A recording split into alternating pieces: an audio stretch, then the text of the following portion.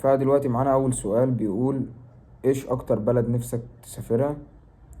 انا اكتر بلد نفسي اسافرها السعودية. طبعا كل الكومنتات هتظهر هنا دلوقتي. ف عايز الصراحة اروح مكة والمدينة وكده، ازور مكة والمدينة ان شاء الله يعني. بلد جميلة جدا طبعا، فيها زي راحة نفسية كده هناك. فبلد الصراحة جميلة يعني. تحياتي طبعا لكل الخليج واللي بيتفرجوا على الفيديو، كل الناس اللي من السعودية والكويت والإمارات وعمان والأردن. فأي حد من بلد الخليج يعني تحياتي ليه يعني. اعمل تعريف بنفسك. حلو السؤال ده اللي هو السؤال التاني، اعمل تعريف بنفسك.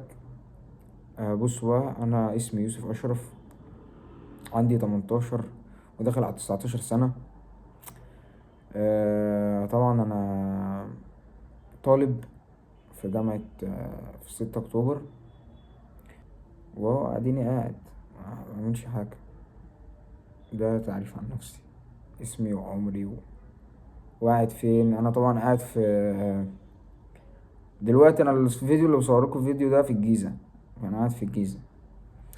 ليش فتحت القناة؟ ده السؤال التالت. انا فتحت القناة والله انا اصلا كنت عايز اعمل محتوى من بعد تالتة ثانوي. آه، يعني خلصت تالتة ثانوي وعملت فيديوهين وبعدها قفلت القناة والقناة راحت وكل حاجة راحت. فعملت واحدة جديدة دلوقتي، انا دلوقتي في تانية جامعة. ف كل قناة يعني القديمة الصراحة كانت يعني زعلان عليها برضو، بس الحمد لله برضو بداية جديدة اهي وقناة جديدة. ف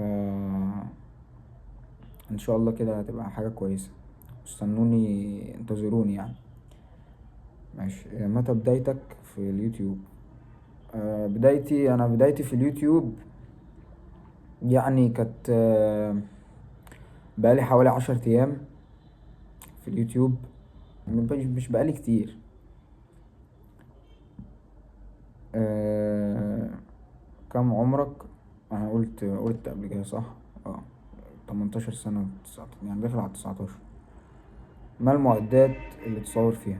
ماشي. انا المعدات اللي بصور فيها دلوقتي انا بصور من التليفون، نوع التليفون ايفون 11. وكمان معايا زي اضاءة كده دلوقتي ما كنتش بصور بيها في الفيديوهات اللي فاتت، بس انتوا ان شاء الله تشوفوا الفيديو ده بجودة كويسة.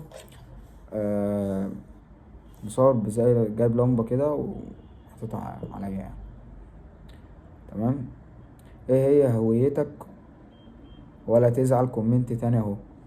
ماشي يا ستي، حلو الكومنت ده. انا قلت هويتي، انا طبعا الهواية بتاعتي ان انا بلعب كورة، وكمان بعرف اصور يعني بعرف ليا في التصوير وال والايديت، بس مش في الايديت جامد قوي يعني، بس لسه مبتدئ برضو فاهمين. بس برضو معانا كومنت تاني بيقول: ايه البرنامج اللي بتعمل بيه المونتاج وكده؟ انا دلوقتي بعمل يعني كنت بعمل بكاب كات، بس انا بحاول اتعلم في برنامج ادوبي وكده، ادوبي ريمير، بس بظبط الدنيا. في كومنت حلو قوي الصراحه، انا مش عارف اقرا اسمك الصراحه. بشكرك الصراحه، كلامك جميل قوي ويعني اديتني كده طاقه وتحفيز، فبشكرك على الكومنت الحلو الجميل ده. برضو في كومنت حلو قوي برضو من واحد برضو كان في بدايه فيديوهاتي برضو فبيقول لي: لا تنتظر الفرص، اصنع فرصتك بنفسك.